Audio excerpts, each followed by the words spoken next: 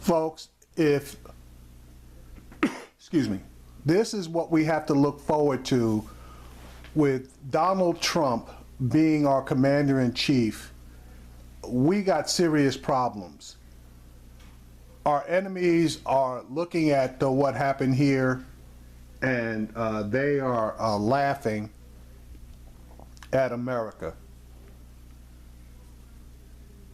When this mission was first announced by Mr. Sean Spicer, he called this mission a success.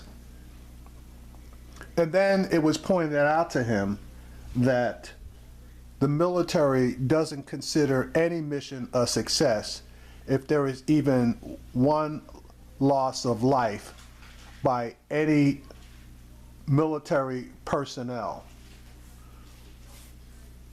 And it took him a while to back off this mission was a success line that he was given.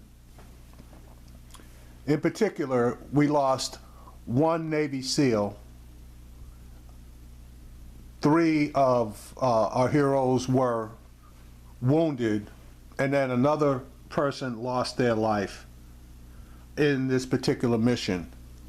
But they tried to wash over the fact that they knew that they had killed women and children that were non-combatants. Now the information is finally coming out that, number one, there was insufficient intelligence in order to go forward with this mission.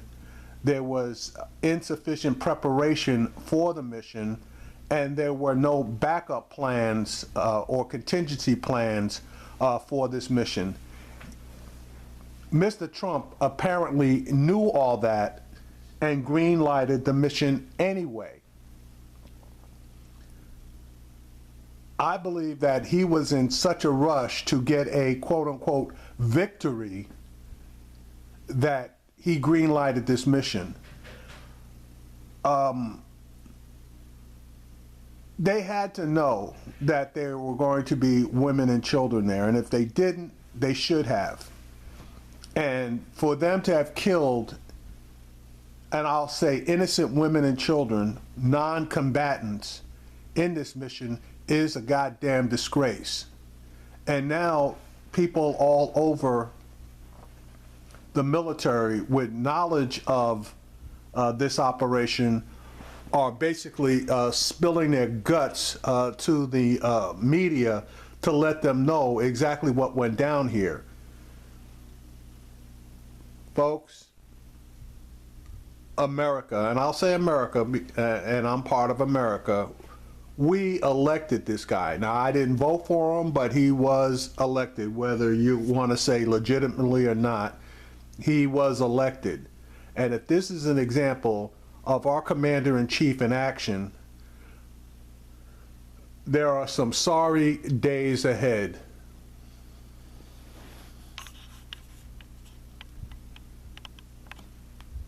Military Central Command says an unknown number of civilians, including children, were killed. The White House adds that an estimated 14 militants were also killed.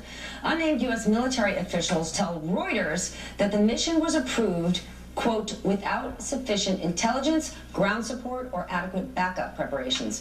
The raid was the first mission approved by President Trump. And for more reaction to all of this, I spoke earlier this morning with former NATO Supreme Allied Commander and former Democratic presidential candidate Wesley Clark. Good morning, General. Details are coming in about this raid that took place in Yemen, and there are anonymous sources within the military that say the president, he acted too early and without enough intelligence. Can you explain how the decision-making process works?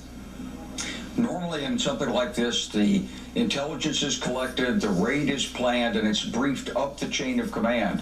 And in my experience, we've always gone overboard to make sure all the details were covered, all the intelligence was there, and we really took very, very protective measures to avoid civilian casualties. Sometimes things don't work. Sometimes the intelligence isn't accurate, or sometimes there may be a glitch and you may not get the latest update and you launch. So things can go wrong on these. I think we'll have to see this one unpacked. I know there's what the implications are on this, but I'm sure that the guys down there in the military wanted to do this exactly right, exactly by the book, and get the kind of results for the new team that people expected them to get. So I'm sure they're more upset about this than anybody else is. Then where would the notion of half-baked come?